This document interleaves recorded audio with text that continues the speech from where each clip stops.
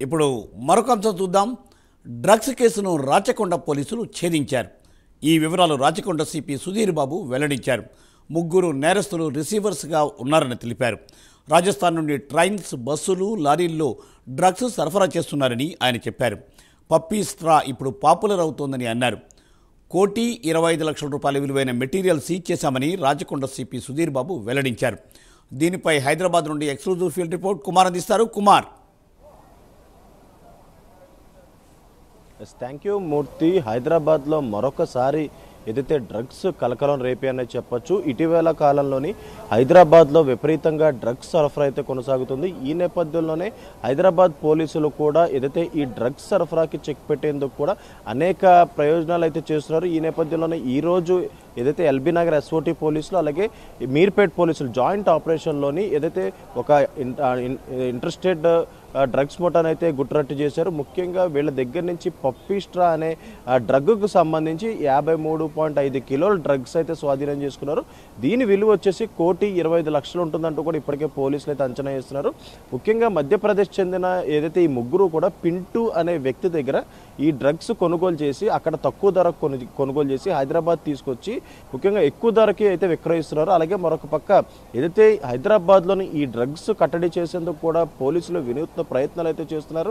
ఇటు బార్డర్స్లో చెక్ పోస్టులు ఏర్పాటు చేశారు. అలాగే మరొక పక్క సిటీ లోపల కూడా విపరీతంగా ఏదైతే తనిఖీలు అయితే నిర్వహిస్తున్నారు. ఎక్కడ డ్రగ్స్ పట్టుబడినా లేదా గంజాయి పట్టుబడినా ఇమీడియట్గా వాళ్ళందరినీ కూడా అరెస్ట్ చేస్తున్నారు. వాళ్ళపై NDPS యాక్ట్ల కింద కేసులు అయితే నమోదు చేస్తున్నారు.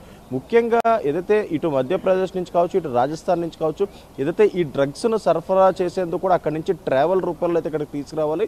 ముఖ్యంగా హైదరాబాద్ సిటీ బార్డర్స్లో ఏదైతే చెక్ పోస్టులు ఉన్న నేపథ్యంలోని ఏదైతే ఈ డ్రగ్స్ లోపల తీసుకురావడానికి కూడా అనేక వినూత్న ప్రయత్నాలు అయితే చేస్తున్నారు. ముఖ్యంగా ఇటు ట్రావెల్ బస్సుల్లోని లేదంటే ట్రైన్స్లోని లేదంటే ఇటు లారీల ద్వారా అయితే ఈ డ్రగ్స్ని లోపలికైతే తీసుకొస్తున్నారు. ఈ లోపల తీసుకొచ్చిన తర్వాత వీళ్ళందరూ కూడా అక్కడ తక్కువ రేటు కొని ఇక్కడ ఎక్కువ రేటుకి అయితే అమ్ముతున్నారు.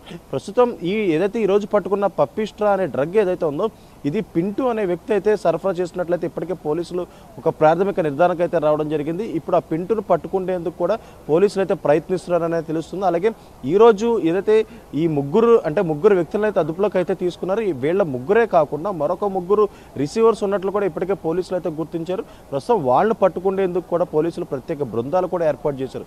ముఖ్యంగా ఎప్పుడైతే తెలంగాణలోని కాంగ్రెస్ ప్రభుత్వం హయాంలోకి వచ్చిందో అప్పటి నుంచి కూడా డ్రగ్స్ కట్టడికి మాత్రం పోలీసులు ఏదైతే ప్రయత్నాలు అయితే చేస్తున్నారు. కానీ ప్రతిరోజు ప్రతి చోట ఏదో ఒక చోట అయితే ఖచ్చితంగా ఈ డ్రగ్స్కి సంబంధించిన కేసులు అయితే బయటకు వస్తూనే ఉన్నాయి. ఈ నేపథ్యంలో పోలీసులు కూడా ఏదైతే ఇటు బంజారాహిల్స్, జూబ్లీహిల్స్ పబ్బుల్స్లోని అలాగే డీజే ప్లేయర్స్లోని ప్రతి ఒక్కరు కూడా తనిఖీలు నిర్వహిస్తున్నారు. అలాగే మరొక పక్క ఏదైతే ఈ డ్రగ్స్ కట్టడికి కూడా ముఖ్యంగా పోలీసులు హెచ్చరికలు అయితే జారీ చేస్తున్నారు. ఎవరైనా డ్రగ్స్ సరఫరా చేసినా లేదంటే డ్రగ్స్ సేవించినా సరే వాళ్ళపై NDPS యాక్ట్ల కింద నమోదు చేస్తామంటూ కూడా ఇప్పటికే పోలీసులు అయితే చెప్తున్నారు.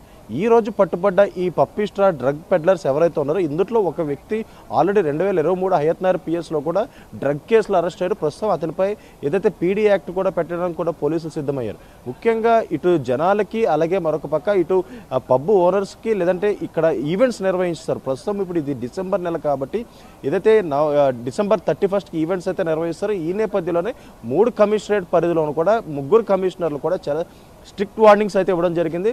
ముఖ్యంగా ఏదైతే హైదరాబాద్లో ఈవెంట్స్ నిర్వహించేవారు ఎవరైనా సరే ఒక్క గ్రామ్ డ్రగ్ వాడినా సరే వాళ్ళపై కఠిన శిక్షలు ఉంటాయంటూ కూడా ఇప్పటికే ముగ్గురు కమిషనర్ కూడా తెలిపారు. ఈ నేపథ్యంలో ఇప్పుడు ఏదైతే 31st ఈవెంట్ రాబోతుంది కాబట్టి న్యూ ఇయర్ ఈవెంట్ రాబోతుంది కాబట్టి హైదరాబాద్ ఏదైతే అవుట్స్కట్స్లో కావచ్చు లేదంటే లోపల కావచ్చు పూర్తిగా విస్తృతంగా తనిఖీలు అయితే నిర్వహిస్తున్నారు. ఈ నేపథ్యంలోనే ఈరోజు ఉదయం తెల్లవారుజామున ఏదైతే ఎల్బీ నగర్ SOT పోలీసులు అలాగే ఇటు మీర్పేట్ పోలీసులు కూడా జాయింట్ ఆపరేషన్ చేయడంతో కూడా ఈ భారీ డ్రగ్స్ అయితే పట్టుకున్నారు.